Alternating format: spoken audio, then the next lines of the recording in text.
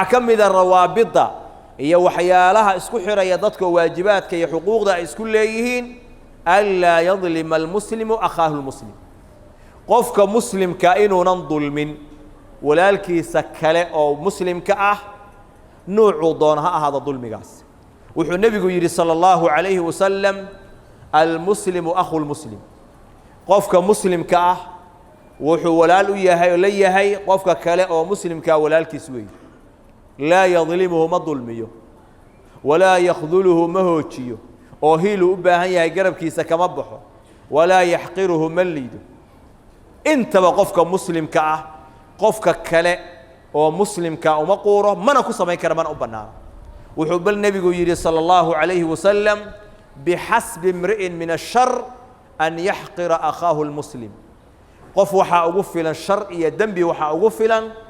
inuu walaalkiisa muslimka aliido oo xaqiro مركز النبي يري صلى الله عليه وسلم كل المسلم على المسلم حرام دمه وماله وعرضه قف مسلم قف كلا وحان الله أقولين أو حرام كأ ديجيسة يمال كيسة يعرض جيسة شرفت كيسة إنه مال وقدعه وكحرام وحيالها محبة كل لازمة إياه وأخوة يا ولا لماذا كل لازمة يا وحكم ده قف مسلم كأ وحويان قفك كلا إنه قلنا حريصته أو أدق النضخ أو أطره وحو النبي يقول صلى الله عليه وسلم مثل المؤمنين في توادهم وتراحمهم وتعاطفهم مثل الجسد قادتك مؤمنين تا سيدا اسكو قلنا حريصانيان يجعلك اسكو قبان لحدودا يا سيدا اسكو تعاطفيان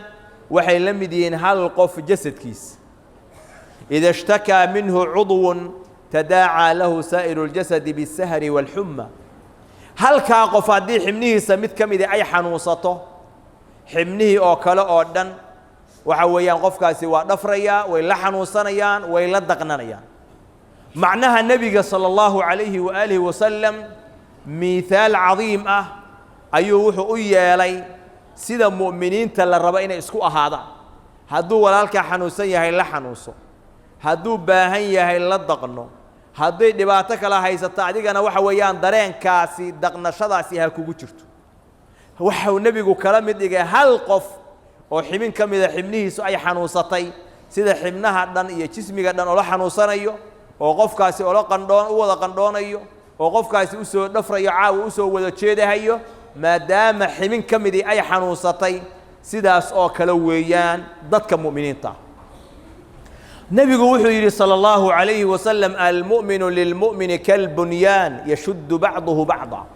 qofka mu'minka ay qofka kale wuxuu u yahay dhis ayuu u yahay qaarkiis qaarka kale xoojinayo marka wax la dhisayo dhagaxaan iyo dhagaxaan oo lagu daray la isku keenay way is xoojinayaan dadka muslimiinta ah haday isku meel u wada jeedaan oo quwadaas iyo walaalnimadaas ay ilaaliyaan oo ilaahay uga baqaan way isxoojinayaan cadawgooduna marnaba kama adkaan karo waa dad isku kalsoon waa dad isxoojinaya waa dad istaageeray xuquuqda qofka muslimka ay kulleeyahay waxa kamid ah an-nusx inuu qofku walaalkiisa kala u naseexeeyo arrimihiisa diiniga ah iyo midda dunyawiga intaba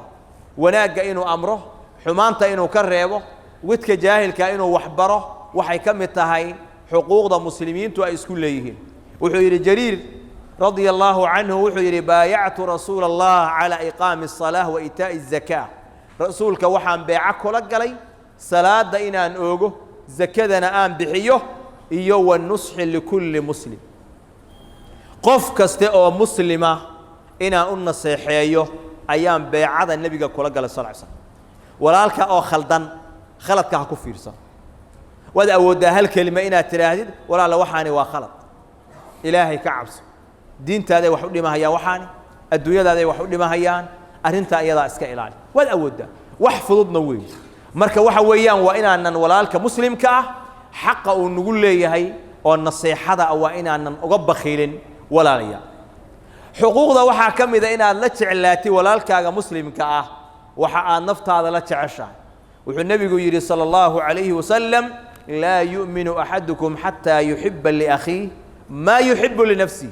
قفكين إيمان كامل مونا رمين إلى أن نفتي سوحة أولا تشعلي هي ولا الكيس مسلم كأولا تشعلها وحالم إذا إنا نفت هذا وحا لن نعيسد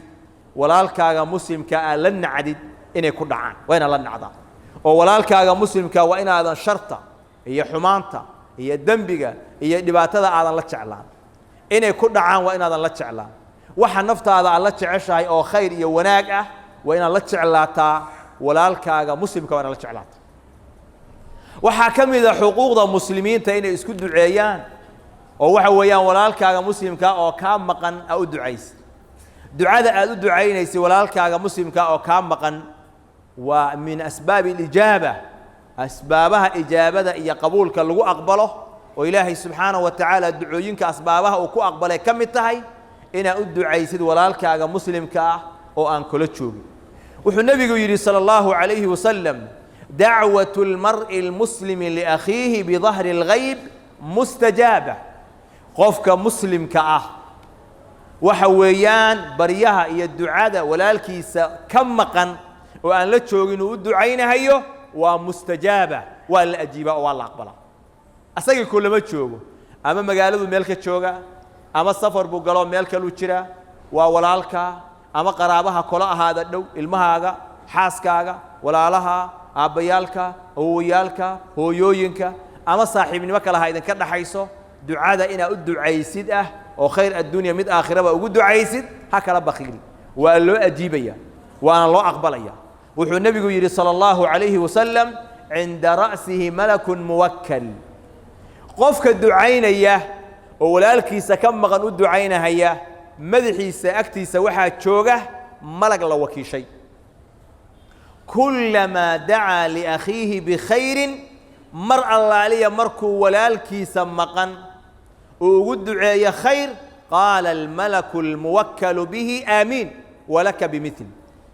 malagi loo wakiishay wuxuu leeyahay amin ilaahay ducadaas ha u aqbalo adiguna waxa leedahay inta oo kale ayaa leedahay marka adigiina malagii baa kugu duceeyay oo ducadii waa heshay walaalkaaga muslimkaana wuu helay dad badan baa jireen oo qaraabo ah dad badan oo saaxiibaha jireen dhibaatooyin ay ku dhaceen kuwa gadan baa rafaad duyuun iyo xoolo badan lagu leeyahay kuwa cabsi iyo argagax ay haysa waxa weeyaan ducadaas waxa weeyaan muslimiintu ay ku nool yihiin ilaahayna subhanahu wa ta'ala dhibaatooyin badan uga faa'iidaya waa inaynu ku didaalna marka inaanan walaalaha ducada aanan uga bakhiin ukhuwada islaamiga ah waxay la mid tahay waxa weeyaan hal tiir oo kaliya weey hal tiir oo kaliya weey qof kastana waajib bay ku tahay walaalnimada inuu ilaaliyo wax alla wixii walaalnimadaas dacninaya oo duraya oo ka hor imaanaya oo walaalnimadii jabinayana waa waajib in laga dheeraado wax alla wixii walaalnimadaas iyo ukhuwada xoojinayana waa waajib in la taageero waxa weeyaan muslimiinta tafaraaruqa iyo kooxaha kuwa siyaasad u kala go'ay kuwa urur diimeedyo noqday kuwa waxa weeyaan qabiil isku baabi'inayo isku leynahaya sharta iyo balaayada asal waxa u ah tafaraaruqa muslimiinta ay kala tageen ay qabiil u kala tageen ay siyaasad kala ku kala tageen ay kooxo diimeed iyo urur diimeedyo iyo magacyo ay kala duwan ay la kala baxeen waxaas oo dhan waxa weeyaan wax tarahaya oo ukhuwadii islaamka wax ka taraya ma ahan bal waxa weeyaan wax dhibaato u keenaya muslimiintii weeye qofka muslimka ah wuxuu qofka kale ku qiimeynaya oo laga rabaa waxa weeyaan inuu yahay walaalkiisa muslimka ah inta uu taacada ilaahay iyo diinka ilaahay u dhow yahay ayay maxabadiisu ziyaado noqonaysaa inta khayrka uu ka durugsan yahay ayay mataqaanaa maxabadiisu ay yaraanaysaa oo labada qof midka macaasida iyo dambiga ku dhex jira iyo midka waxa weeyaan cibaadada iyo khayrka badan isku si agtaada ka noqon mayaan kana soo dhow kaasa ku xiga kulligoodna walaalnimadii baa loo ilaalinaya qofkuna waxa ku filan inuu ahaado walaal muslim ah walaalkiisa muslimkaana wax kale ayna u dhaxaynin kooxaysi ayna u dhaxaynin ilaahay dartii ay isku jeclaadaan sidaas muslimiintu ku midoobi karaan ilaahay subhanahu wa ta'ala hayna waafajiyo allahumma rabbana atina fid dunya hasana wa fil akhirati hasana wa qina adhaban nar اللهم إنا نسألك الهدى والتقى والعفاف والغنى اللهم أعز الإسلام والمسلمين وأذل الشرك والمشركين ودمر أعداءك أعداء الدين يا قوي يا عزيز ربنا آتنا في الدنيا حسنة وفي الآخرة حسنة وقنا عذاب النار. صلى الله على نبينا محمد وعلى آله وصحبه أجمعين.